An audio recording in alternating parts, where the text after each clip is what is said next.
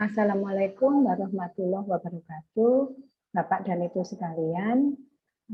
Perkenalkan, nama saya Iris Diatri. Saya dari Departemen Biologi Oral, Fakultas Kedokteran Gigi, Universitas Airlangga. Pada kesempatan kali ini, saya akan memaparkan tentang how to get the research gap in dental biochemistry. Khususnya tentang salah satu penyakit yang cukup tinggi prevalensinya di bidang kedokteran gigi, yaitu periodontitis. Dalam hal ini saya akan membahas tentang polimorfisme gen pada periodontitis. Pertama-tama kita awali dengan pengertian periodontitis. Seperti yang telah kita semua ketahui, periodontitis ini adalah penyakit keradangan pada jaringan penyangga gigi atau jaringan periodontal. Periodontitis disebabkan oleh mikroorganisme atau sekelompok mikroorganisme spesifik dan mengakibatkan kerusakan pada jaringan periodontal mulai dari gingiva, ligamen periodontal sampai pada tulang alveolar.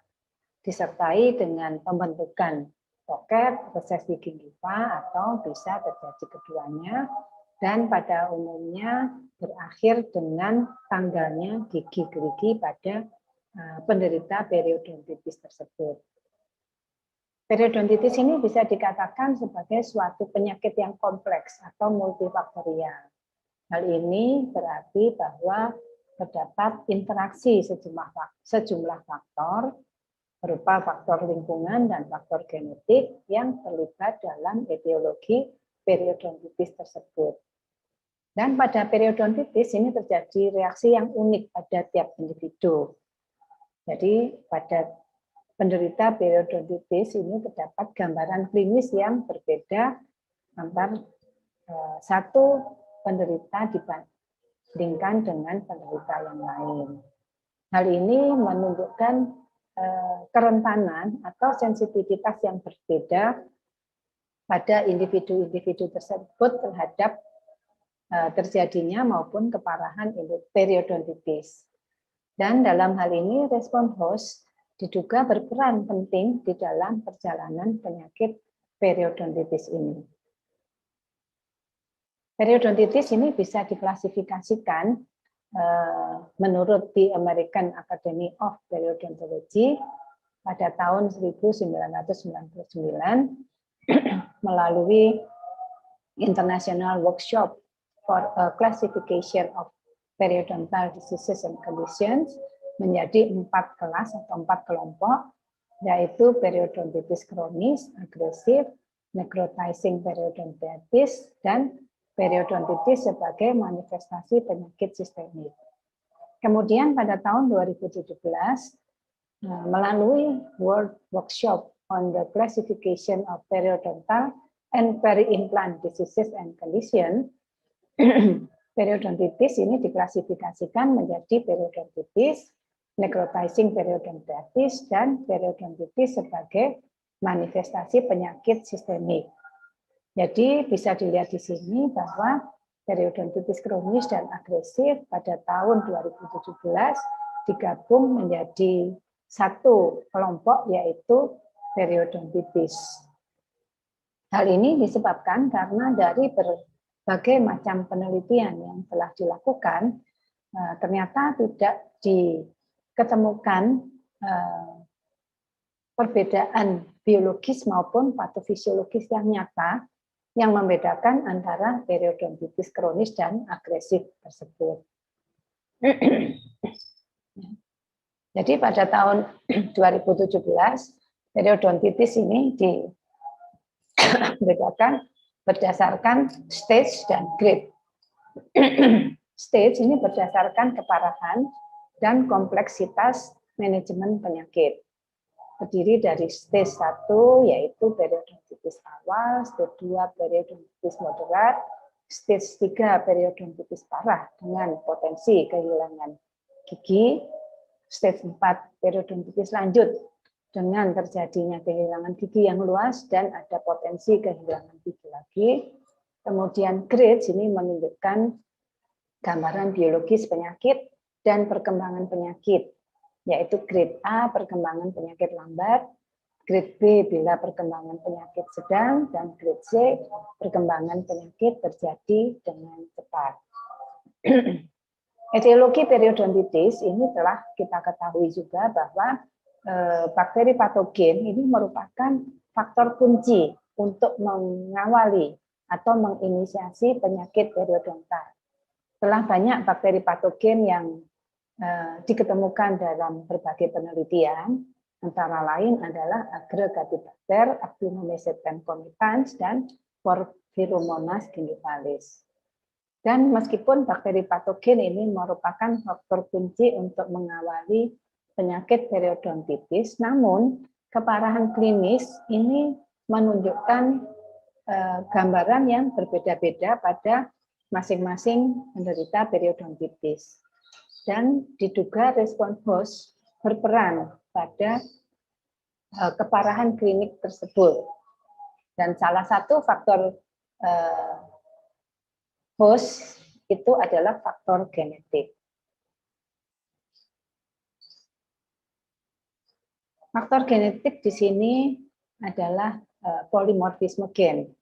Ya, pengertian polimorfisme gen adalah variasi nukleotida di lokasi tertentu dalam suatu genom. Dan bisa dikatakan sebagai polimorfisme gen bila mempengaruhi lebih dari 1% populasi.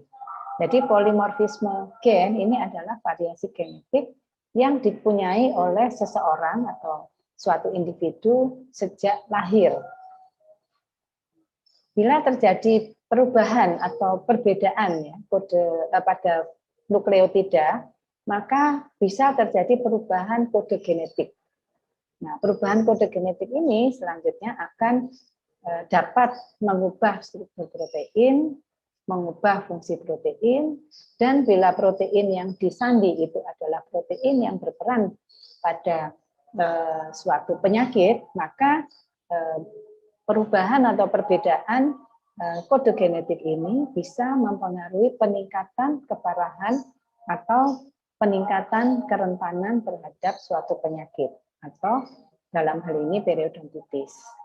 Berikutnya, perubahan kode genetik ini akan bisa menyebabkan perubahan fenotipik berupa perbedaan respons inflamasi, perubahan atau perbedaan sensitivitas individu terhadap suatu penyakit, perbedaan perkembangan penyakit, dan perbedaan respons terhadap pengobatan.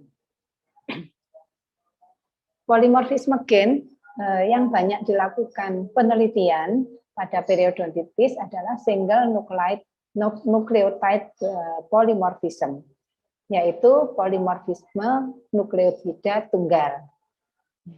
Dari berbagai macam penelitian, ya banyak sekali penelitian yang dilakukan. Beberapa penelitian menunjukkan atau meneliti tentang hubungan periodontitis dengan polimorfisme gen, meliputi gen yang menyandi sitokin, ya, baik sitokin proinflamasi maupun sitokin antiinflamasi. Kemudian growth factor, interferon, reseptor-reseptor, gen yang menyandi protein yang berperan pada kerusakan tulang, gen yang menyandi enzim, ya, atau inhibitor enzim yang berperan pada kerusakan jaringan, ya, dan masih banyak lagi yang lain. Ya. Namun dari berbagai macam penelitian tersebut, ternyata polimorfisme gen penyebab periodontitis dan efek patofisiologisnya ini masih menunjukkan hasil yang sangat kontroversial. Dari berbagai macam penelitian tersebut tidak tampak satu gen yang bertanggung jawab untuk penyakit periodontal.